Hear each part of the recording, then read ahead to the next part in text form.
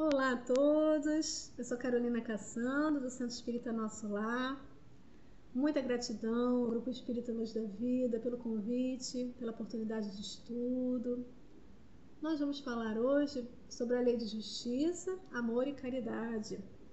Mas antes, nós vamos fazer a leitura do livro Meditações Diárias, de Emmanuel, ditado para Chico Xavier.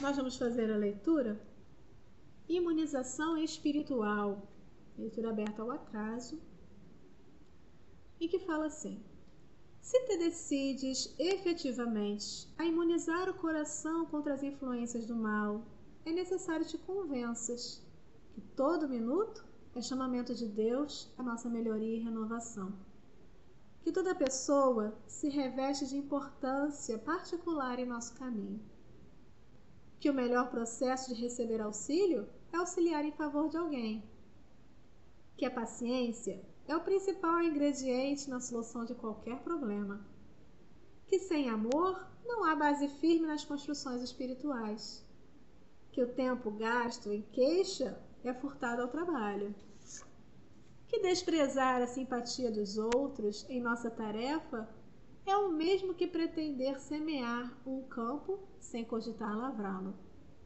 que não existem pessoas perversas e sim criaturas doentes a nos requisitarem amparo e compaixão, que o ressentimento é sempre foco de enfermidade e desequilíbrio, que ninguém sabe sem aprender e ninguém aprende sem estudar, e que, em suma, não basta pedir aos céus através da oração para que baixem à terra, mas também cooperar através do serviço ao próximo para que a terra se eleve igualmente para os céus. E assim a gente faz a nossa oração inicial, pedindo então a Deus Pai que serenize os nossos pensamentos, acalme nosso coração, aproxime da nossa casa, do nosso lar, nossos amigos espirituais, nos dê intuição, amparo, para que essas palavras de Jesus cheguem ao nosso coração, trazendo harmonia, trazendo esperança, conforto, nos transformando cada vez mais. Pedimos auxílio, pedimos amparo, sabedoria, muita força nessa caminhada. Que assim seja, graças a Deus. Nós vamos começar então nosso estudo sobre Lei de Justiça, Amor e Caridade. Está no capítulo 11, lá do Livro dos Espíritos, na parte 3ª. O que seria essa justiça, esse sentimento de justiça que está dentro da gente? Está dentro da gente, mas se desenvolve a partir do progresso moral. Quando a gente pensa em justiça, a gente pensa em direitos, respeito aos direitos. Nós falamos a todo momento, nossa, que injustiça! E eu penso que algum direito meu não foi respeitado. Nossa, isso foi muito injusto o que fizeram com ele. Estou pensando que algum direito dessa pessoa não foi respeitado. Ele não tinha esse direito, ele foi injusto. Então, falar em justiça é falar em respeito aos direitos. E o que é um direito? Será que todos nós pensamos no direito da mesma forma? Será que tudo que eu considero que é um respeito é um direito para mim? Todos os demais pensam da mesma forma? Nós temos as lentes das paixões, nós temos as nossas limitações, nossas mazelas. Elas confundem muito as nossas visões. Então nós temos diferentes formas de perceber o que é direito, o que é justo. Isso se modifica muito. Quantas vezes eu acho que eu fui muito injustiçada, muito prejudicada, porque na verdade eu estou com o meu orgulho ferido, eu estou com a minha sensibilidade mais aflorada, e talvez não tenha sido assim, talvez eu não tenha sido prejudicada, talvez nem fosse um direito meu, mas pelo orgulho a gente pensa que nossos direitos são mais importantes que os direitos dos outros, que os meus direitos têm que ser mais valorizados. Então essas lentes das paixões, elas confundem muito. Então nós precisamos ter um critério um pouquinho mais claro. Então o que vai determinar o que realmente é um direito e o que não é?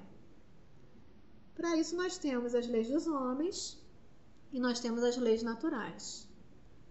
Nas leis dos homens, nós vemos que essas leis elas vão mudar de acordo com a época, de acordo com a tradição, a cultura daquele local. Então, de acordo com o lugar, de acordo com a época, de acordo com as tradições, essas leis vão sendo convencionadas, elas vão sendo criadas pelos homens e elas vão se modificando a partir do progresso, a partir do avanço, a partir dessa maior compreensão dessa justiça, essas leis vão se modificando.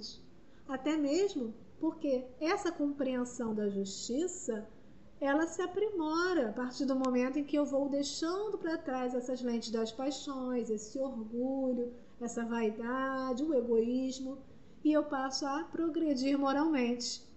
Então, quando uma civilização progride moralmente, eles começam a perceber a justiça de uma forma mais clara. E essas leis vão sendo modificadas, vai havendo essa necessidade de modificação, graças a Deus, literalmente. Então, por exemplo, antigamente, era um direito de um cidadão de bem possuir um outro indivíduo, possuir um outro ser humano. Ele poderia comprar, ele poderia vender, ele poderia escravizar, torturar. Hoje em dia a gente já sabe que isso é um absurdo, que ninguém pode ter alguém com posse. No período medieval, as leis e os direitos eram bem diferentes. Para você definir se alguém era culpado ou inocente, você podia torturar, você tinha esse direito. Você podia jogar no mar profundo, junto com uma pedra. Se ele sobrevivesse, ele era inocente. Se não sobrevivesse. Ou você podia torturar, queimar com água quente. E se a ferida sarasse, então ele era inocente. Então, que senso de justiça é esse? Que condições são essas de você determinar que alguém tem um direito de torturar o outro e que talvez ele ainda seja inocente, para piorar a situação? Então, são as lentes das paixões. Mas para isso nós temos, então, um fio condutor muito melhor, que são as leis naturais, que são as leis de Deus. Essas não mudam, essas são as mesmas sempre e em qualquer lugar, em qualquer planeta, em qualquer plano espiritual, em qualquer país, em qualquer cultura, em qualquer época, essas leis vão ser as mesmas. E onde elas estão? Deus colocou essas leis no nosso coração. Elas estão acessíveis na nossa consciência. Nós temos pleno acesso? Depende. Depende do quanto nós temos de clareza. Depende do nosso progresso evolutivo. Então, quanto mais nós vamos evoluindo, quanto mais nós vamos progredindo, mais iluminados, nós vamos conseguindo perceber com mais clareza. Justamente porque aquelas lentes das paixões, justamente porque o orgulho, o egoísmo vão ficando mais esmaecidos e em evidência vão ficando então a caridade, o amor e o senso de justiça juntamente. Então nós conseguimos ter um acesso muito maior a essas leis naturais. E é o que a gente está pretendendo fazer aqui hoje, tentar ter mais clareza dessa compreensão. Porque perante Deus, todos nós somos iguais. Todos nós temos os mesmos direitos e todos nós vamos ter o mesmo destino. Todos em algum momento vamos alcançar uma evolução plena, nós vamos alcançar uma felicidade plena, nós vamos conseguir progredir. Cada um a seu tempo, cada um no seu ritmo, porque existe o direito, existe o livre-arbítrio. Nós podemos decidir o que fazer e o que não fazer. Mas nós vamos chegar lá porque nós temos esse direito, nós merecemos, mas precisamos trabalhar para isso. Allan Kardec ele pergunta, lá na questão 826 do Livro dos Espíritos, sobre as leis de liberdade. E ele pergunta em que condições os seres humanos eles vão poder gozar de uma liberdade absoluta. Aquela liberdade em que você pode realmente fazer o que quiser, que você tem todos os direitos. E o que os espíritos respondem é que a gente só pode gozar dessa liberdade absoluta quando estamos na situação de um eremita do deserto. Porque a partir do momento em que nós estamos interagindo com alguém, basta uma pessoa nessa interação, nós passamos a ter direitos e deveres recíprocos. Nós precisamos interagir respeitando os direitos dos outros e cumprindo os nossos deveres. E aí, mais uma vez, nós nos perguntamos, mas até onde vai o meu direito? Será que eu não estou supervalorizando os meus direitos e percebendo algo que talvez não seja? Aqui em casa, eu costumo fazer uma dinâmica com os meus filhos, onde a gente utiliza uma folha de papel e nessa folha nós escrevemos tudo o que eles consideram que são direitos deles. Então eles vão escrever: eu tenho direito a brincar, tenho direito a viver, a ser respeitado, a estudar, a não querer brincar, direito a não ser agredido verbalmente, a não ser agredido fisicamente, etc. Mas todos vão receber uma folha. Em todas as folhas nós escrevemos os mesmos direitos, direitos iguais. O que um considera que é direito, a gente escreve nas outras folhas. O que o outro considera, nós escrevemos nas outras folhas. Então todos vão ter os mesmos direitos. E aonde termina o meu direito? Aonde termina a minha folha de papel. Então nós colocamos as folhas uma frente à outra e nós observamos. Se na minha folha tem o direito de querer brincar, eu posso querer brincar, eu posso tentar convencer o outro, mas eu preciso respeitar os direitos da outra pessoa, do irmão, do pai, da mãe, de não querer brincar, que também está lá na folha dos direitos. Então, a partir do momento que eu brigo, bato porque o outro não quer brincar, eu já não estou respeitando o direito do outro. Eu deveria estar cumprindo este dever de respeitar o direito do outro de não querer brincar, mesmo que eu tenha o direito de brincar. Então é um exemplo muito bobinho, mas que nos facilita a compreensão. Na nossa vida isso acontece a todo momento. Aonde termina o meu direito? Onde começa o direito do outro? Onde começa a folha de papel do outro? Então eu posso estar irritado, eu posso estar com raiva, frustrado. Eu tenho esse direito, mas o meu direito termina ali, aonde começa o direito do outro de ser respeitado. A minha irritação, a minha raiva não justifica e não me dá o direito de gritar com o outro, de ofender, de humilhar, de fazer nada disso com o outro, porque senão eu estou invadindo o direito do outro. Então eu tenho dever de respeitar isso. Eu posso estar com uma dificuldade financeira, eu posso estar num momento de sofrimento, de dificuldade, mas isso não me dá o direito de roubar, de matar, porque aí eu estou ferindo, mais uma vez, o direito de vida, o direito de posse da outra pessoa. Então os meus direitos terminam onde começam os direitos dos outros. Allan Kardec ficou preocupado, considerando o contexto daquela época, na questão 878, onde ele pergunta aos espíritos: esses direitos iguais, eles não poderiam gerar uma anarquia dos poderes? O que será a ser da subordinação dos superiores? Pergunta inteligente, né? Como muito esperado de Allan Kardec. Será que quando chegar o momento de todos terem os mesmos direitos, não vai ficar um pouco confuso? Será que vai deixar de haver uma hierarquia? E o que os espíritos explicam? O que não vai deixar de haver uma subordinação? O que não vai deixar de haver uma hierarquia? No plano espiritual nós vemos hierarquias também, grupos sendo liderados, comandados por outros espíritos mais superiores. Mas o que há aqui? Uma questão muito importante, e que os espíritos colocam um detalhe na resposta que fala assim: cada um sente bem a sua força ou a sua fraqueza e saberá sempre ter uma certa deferência, né, a respeito, para com os que mereçam por suas virtudes e sabedoria. Então, cada um sabe bem o que tem de forte, o que tem de qualidade, mas também sabe as suas fraquezas, sabe as suas dificuldades. Então, cada um vai poder ter um certo respeito, uma deferência para aqueles que merecem. Merecem por quê? Pelas suas virtudes, pela sua sabedoria. Aqui entra muita questão que a gente discute muito hoje em dia na questão comercial, a diferença entre ser um líder e ser um chefe. O chefe, ele é autoritário. O chefe, ele pensa ter mais direitos, ele pensa ser superior aos demais, ele quer que todos atendam aos seus caprichos, aos seus valores, aos seus direitos. A prioridade do chefe é o que os seus direitos, os seus anseios sejam resolvidos, que todos estejam a serviço dele. E para isso, ele obriga todos a fazerem isso. Ele coloca todos numa situação de subordinação por autoritarismo. É o que nós vimos lá na questão da escravidão, que nós citamos.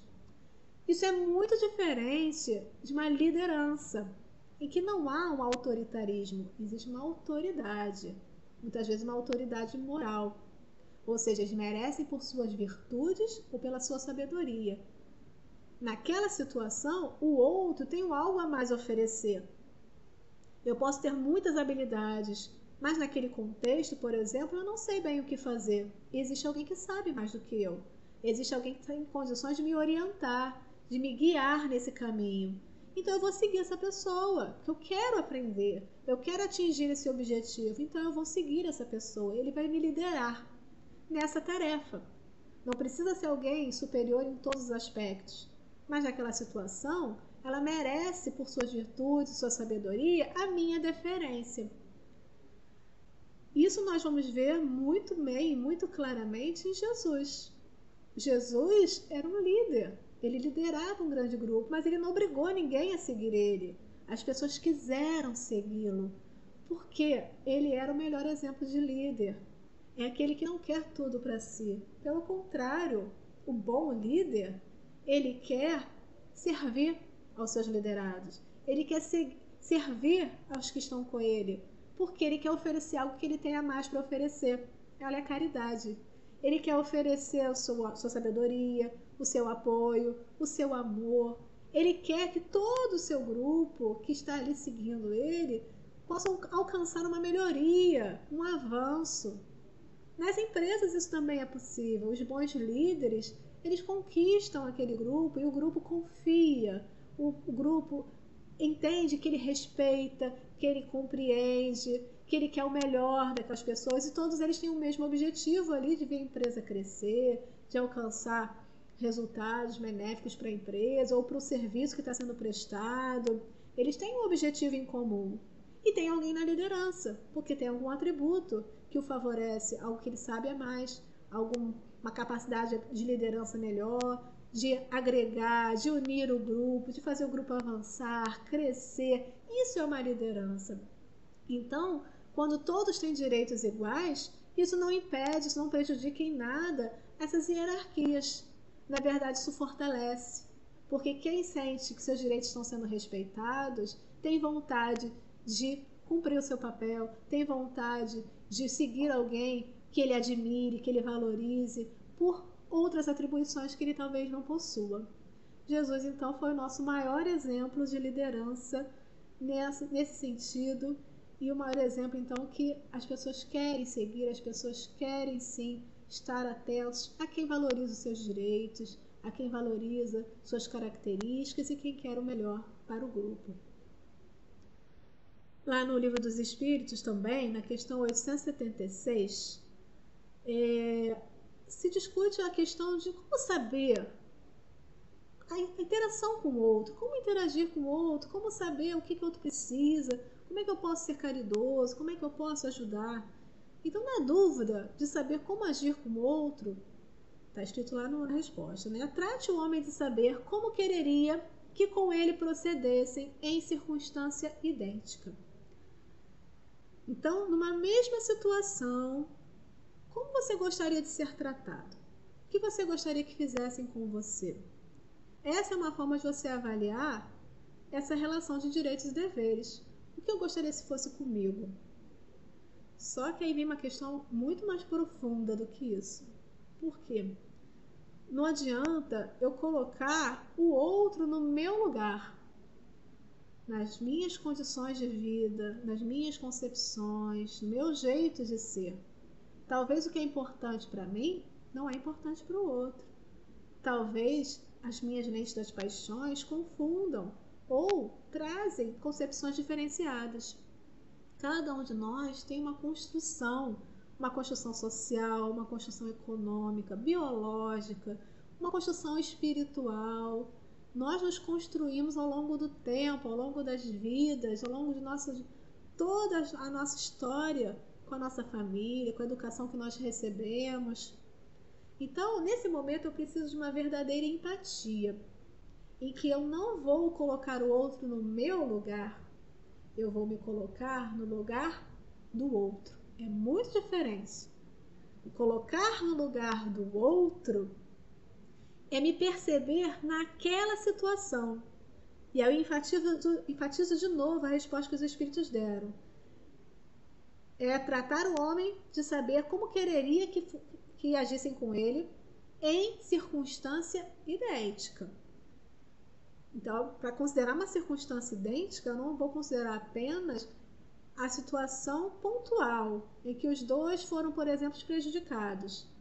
Eu vou considerar como cada um está se sentindo nesse momento, considerando seus aspectos psicológicos, emocionais, suas limitações, suas virtudes já conquistadas. Isso é a verdadeira empatia. Então, para tratar de justiça, a gente precisa amar muito. Amar muito, porque é com amor que a gente consegue ter essa sensibilidade para perceber o que é importante para o outro, o que realmente é um direito do outro, sem levar em consideração as minhas lentes das paixões, do meu orgulho, da minha vaidade, porque eu estou considerando a situação, o contexto em que o outro está vivendo. E as nossas reencarnações vêm para isso muitas vezes. Se eu não consigo me colocar no lugar do outro, a vida me coloca lá. Se eu fui o senhor de escravos numa existência e eu não aprendi a lição, não me arrependi, talvez numa outra eu venha como um escravo. Para eu me colocar no lugar do escravo e entender como é ser torturado, como é ser maltratado, como é não ter os seus direitos respeitados. E em algum momento a gente precisa romper esse ciclo. A gente precisa aprender essa lição. E passando por essas dificuldades, a gente aprende literalmente a se colocar no lugar do outro. Então Jesus, ele nos trouxe um ensinamento base importantíssimo, que é um mandamento maior, que contém todas as leis. É amar a Deus sobre todas as coisas e amar ao próximo como a si mesmo. Então não é apenas respeitar o próximo como a mim mesmo, é amar como a mim mesmo, porque eu preciso me amar também, considerando esse meu contexto, considerando essa minha construção. Eu também preciso me amar entendendo tudo que eu já vivi, tudo que eu já aprendi, todas as dificuldades que eu já tive. É o conhece-te a ti mesmo. Eu não vou conhecer apenas a minha existência atual, eu vou conhecer a minha história de vida. Eu não vou ter lembranças, mas eu tenho sinais que me permitem perceber quais são as minhas dificuldades ainda, quais são as minhas limitações, mas quais são já as minhas virtudes já conquistadas. Então é com essa sensibilidade que eu me amo e que eu amo o outro também. Amar o outro como a mim mesmo. Então não há uma verdadeira justiça sem amor e caridade. Para a justiça verdadeira existir, eu preciso desses complementos, o amor e a caridade. Lázaro falou lá no Evangelho segundo o Espiritismo que a lei do amor, ela substitui a personalidade pela fusão dos seres. Então a lei do amor, ela vai substituir o que cada um quer para o objetivo coletivo. Olha o trabalho de liderança importante desses espíritos que nos guiam, para agregar, para reunir, para fazer com que a gente não esteja mais em competição um com o outro.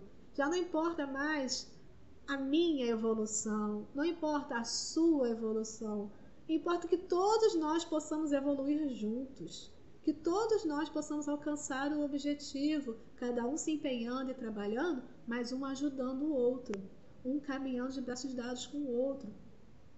Nós estamos sempre numa situação intermediária em todos os aspectos da vida.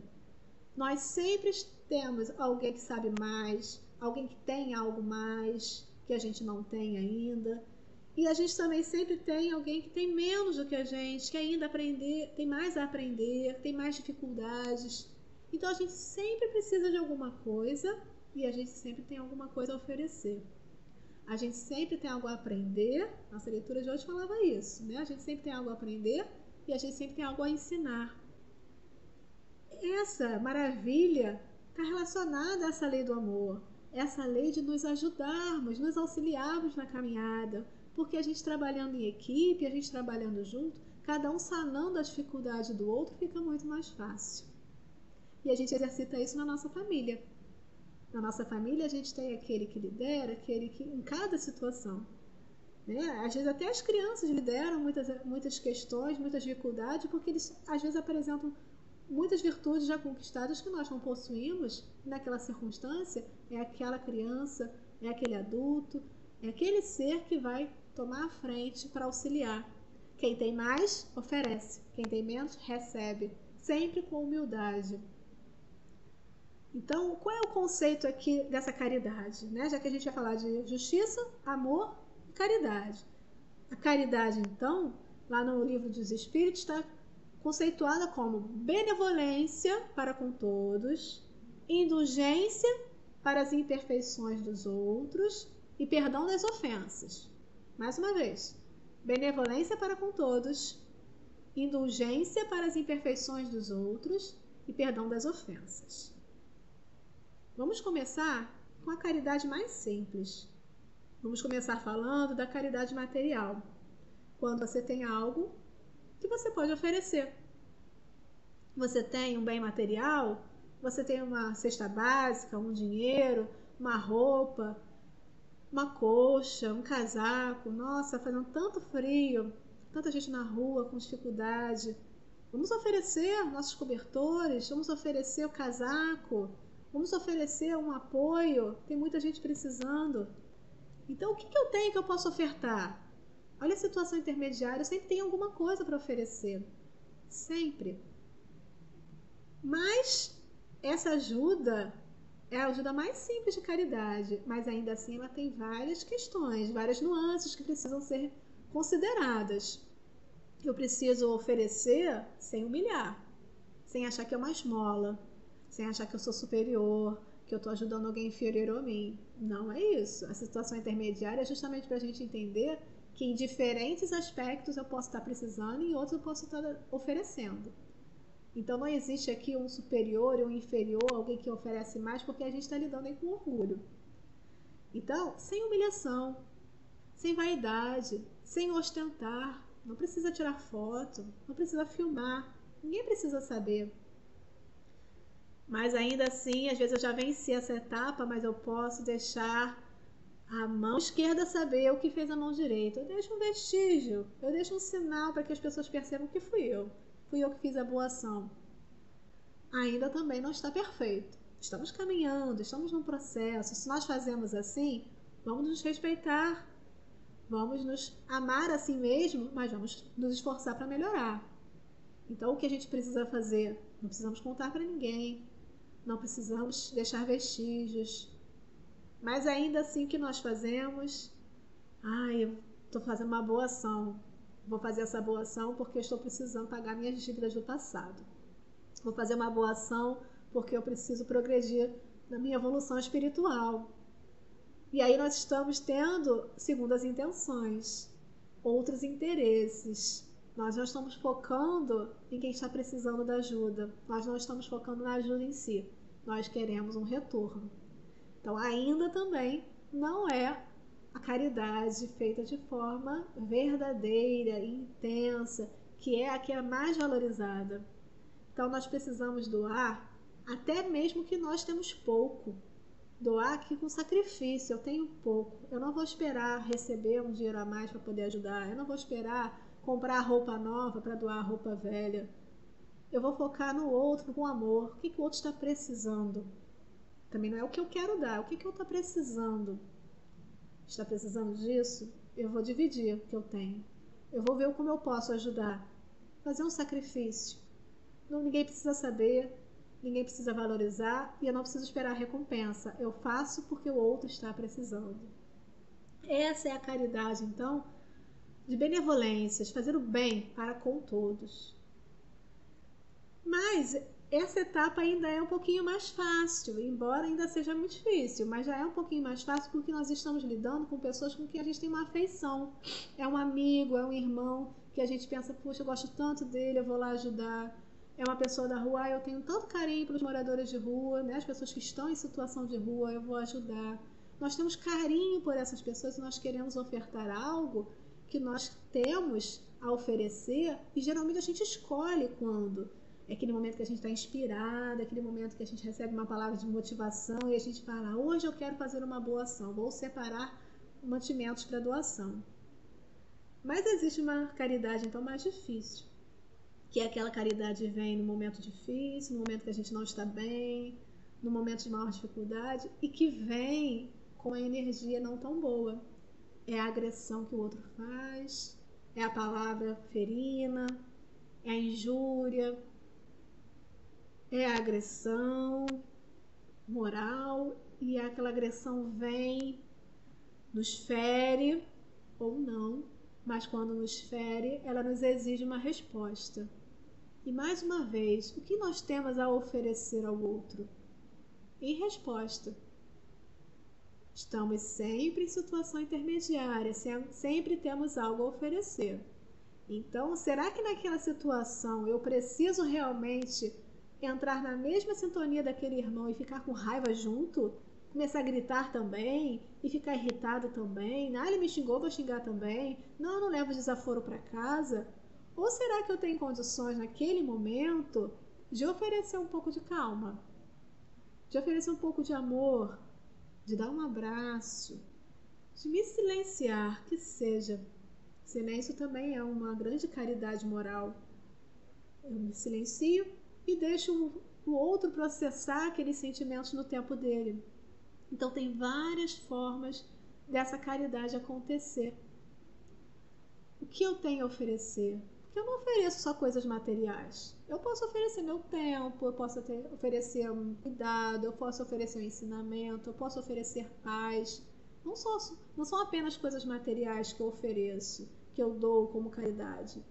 Eu posso oferecer a minha paz, eu posso oferecer a minha calma, o meu amor, até para quem está me ofendendo, até naquelas situações de dificuldade.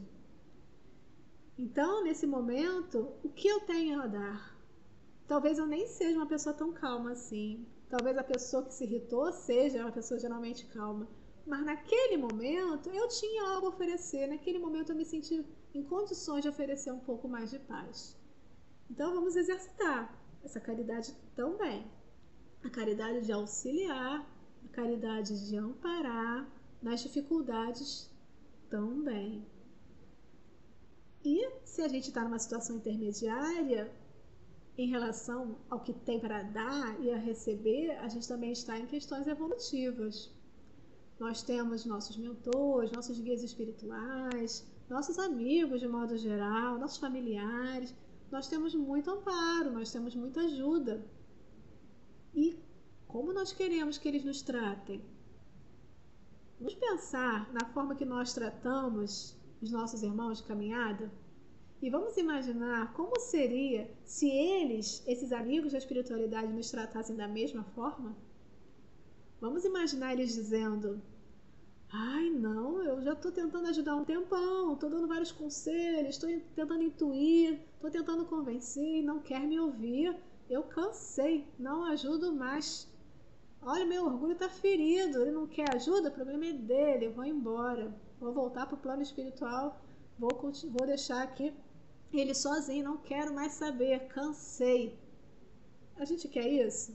Não. É isso que eles fazem? Também não. Eles têm paciência, muita paciência. Eles esperam o nosso tempo, eles nos amparam, eles continuam nos amando. Deus, então, continua nos amando sempre, não importa o que a gente faça, continua esperando o nosso momento de crescimento. Então, se a gente estando nessa situação, a gente recebe isso deles, por que a gente não oferece isso também aos nossos irmãos? Nossos amigos não querem que a gente retribua a eles. Não é um trabalho ali apenas de dupla. A gente não precisa retribuir para eles.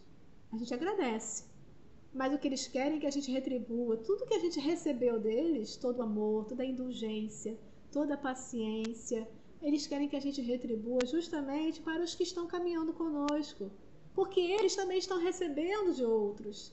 Eles também receberam em um outro momento dos seus próprios guias espirituais, porque eles também estão no processo evolutivo. Então, se a gente tem nessa hierarquia de autoridade moral que nós falamos, alguém que tem mais sempre oferecendo a quem tem menos, todos vão receber algo. Todos vão poder também oferecer, todos vão poder exercitar a caridade. Então nós temos muitas oportunidades da vida e não podemos desperdiçar. para todos nós caminharmos juntos. E nós entramos agora nessa terceira conceituação de caridade, que é o perdão das ofensas, que é uma etapa ainda mais difícil. Porque enquanto a gente estava ali reagindo apenas a uma coisa momentânea, aqui a gente vai realmente ter que perdoar alguém, não só ser indulgente às limitações de alguém, não só apenas ser indulgente à dificuldade que o outro tem, tendo paciência, a dificuldade que o outro tem de entender, a dificuldade que o outro tem de falar a verdade, mas perdoar realmente uma ofensa verdadeira. O que não é uma tarefa fácil.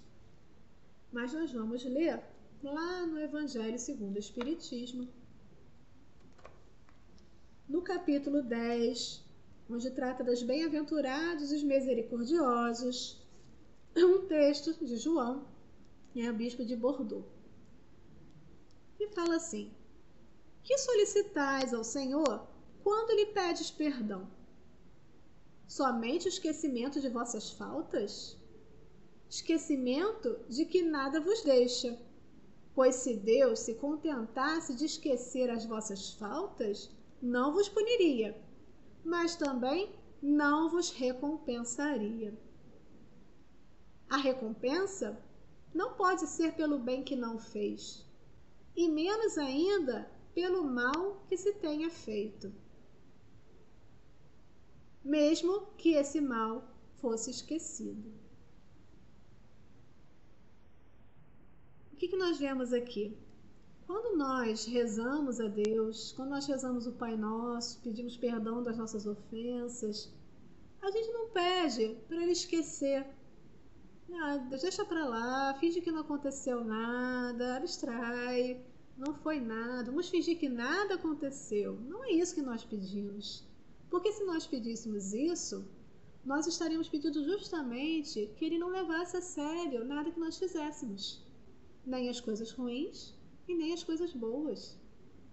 Mas as coisas boas nós levamos muito tempo para conquistar. Nós levamos muito tempo para conseguir progredir. E nós queremos que isso seja levado em consideração. Então os nossos erros também precisam ser levados em consideração. Não podemos pedir que eles simplesmente esqueçam. Mas o que nós pedimos?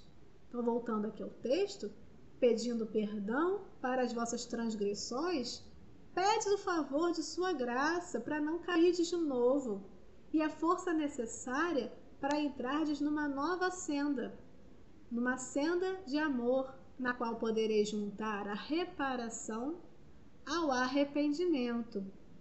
Então a gente não vai pedir para Ele esquecer o que a gente fez, mas a gente vai pedir que Ele nos dê forças para não cairmos de novo na mesma falta. E que Ele nos dê força e oportunidades. Nós vamos pedir oportunidades para repararmos os nossos erros, oportunidades para nos arrependermos. Então, Jesus nos falou, perdoar quantas vezes? 7 vezes? Não, 70 vezes 7. E Deus não conta quantas vezes. Deixa eu ver quantas vezes Carolina já foi perdoada, né? Ih, já acabou sua cota. Não, Ele vai nos perdoar infinitamente. Ele nos ama, Ele é misericordioso. Então, a gente vai estar sempre sendo perdoado, mas a gente está sempre recebendo oportunidade de não cair no erro novamente, de nos repararmos, de nos arrependermos. Então, da mesma forma, seguindo o nosso critério aqui, estou repetindo bastante, mas para ficar bem claro, nessa situação intermediária que nós estamos, nesse trabalho em equipe que nós temos uns com os outros, esse compromisso mútuo de progredirmos como planeta, passarmos do planeta de provas e expiações para um planeta de regeneração e seguirmos adiante, nós precisamos caminhar juntos. Então, o que nós vamos fazer em relação aos nossos irmãos? A mesma coisa. Perdoai as nossas ofensas, assim como nós perdoamos a quem nos tem ofendido. Então, se eu peço a Deus que Ele nos perdoe dessa forma, eu estou justamente pedindo e assumindo um compromisso de que eu vou perdoar assim também. Então, quando perdoardes os vossos irmãos, não vos contenteis com estender o véu do esquecimento sobre as suas faltas.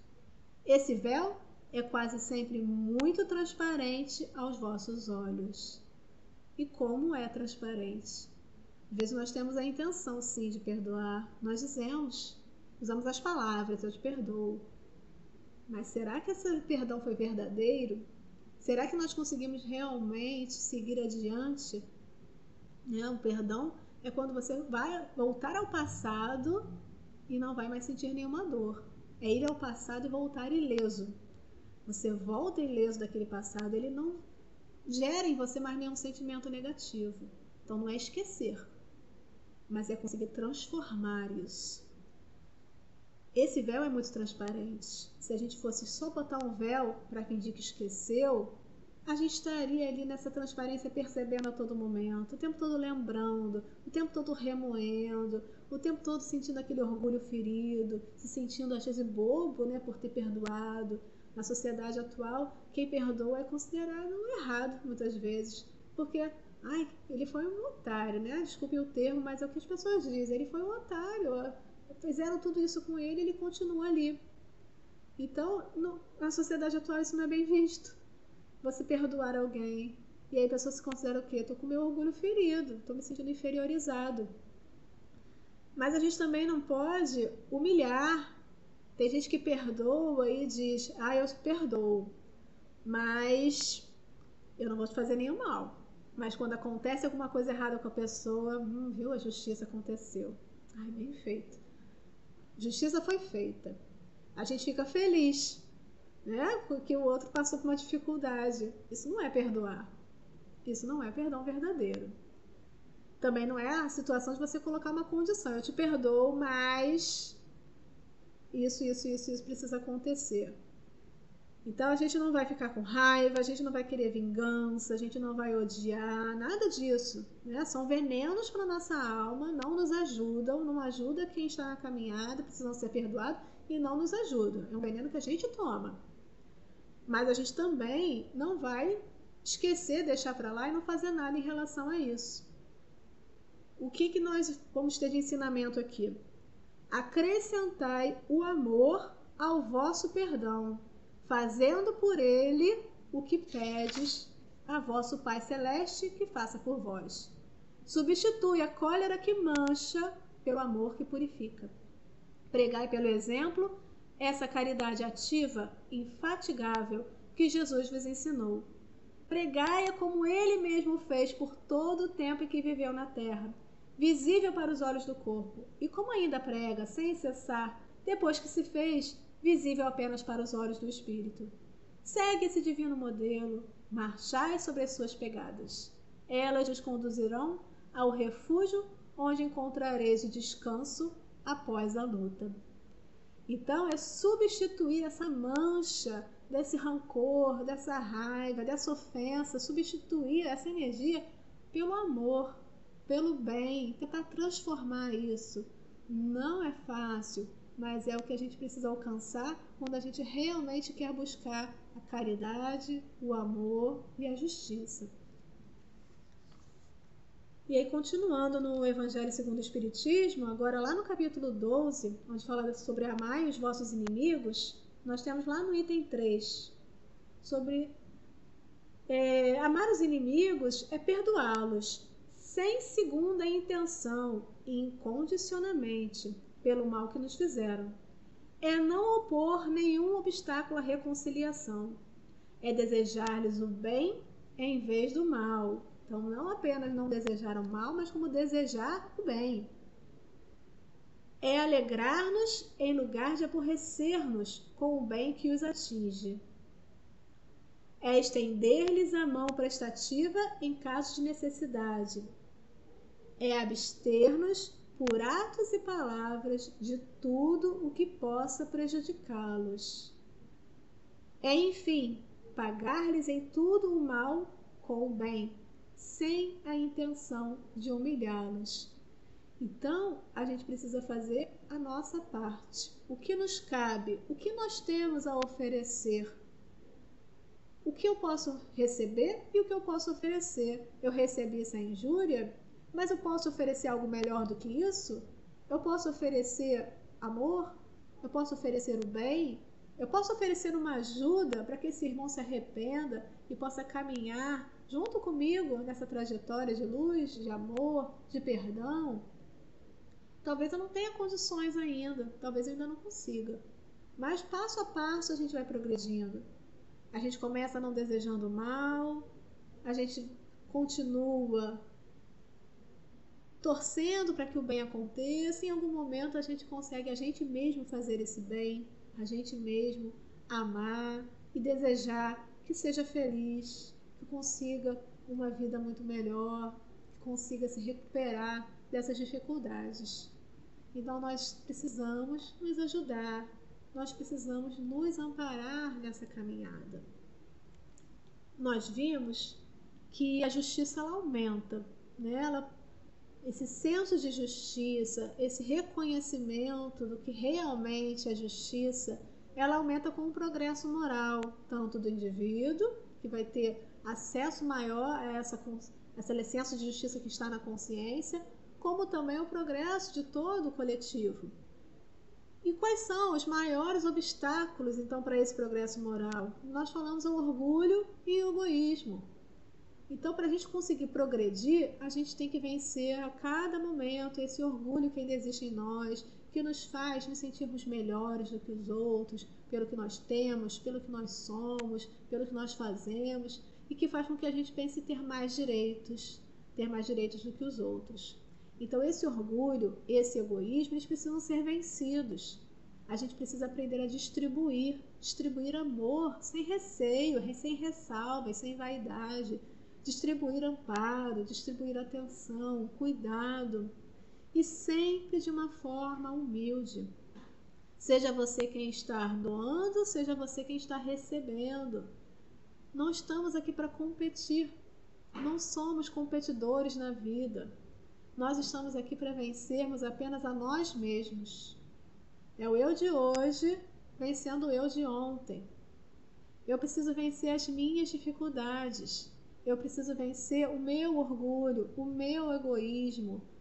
E quanto mais eu venço isso, mais a ofensa do outro não me fere, não me incomoda. E mais fácil fica de eu conseguir ter a indulgência para as limitações, para as dificuldades dos outros.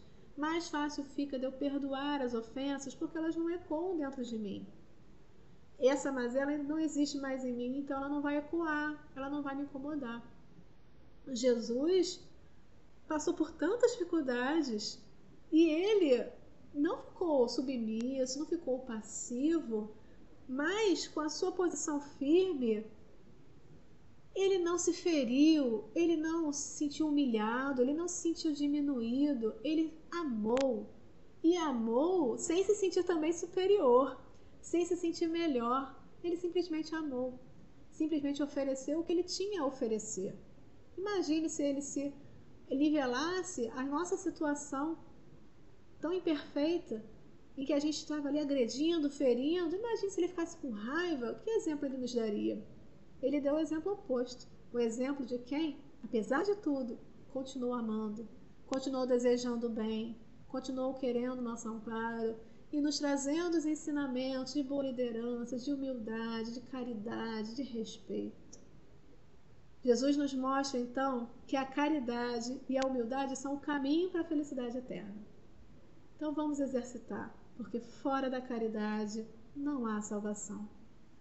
Vamos doar tudo que nós pudermos de bom que temos em nós, vamos dividir com os nossos irmãos de caminhada e humildemente vamos receber ajuda, vamos pedir esse amparo para todos aqueles que podem nos auxiliar de alguma forma. Vamos trabalhar juntos.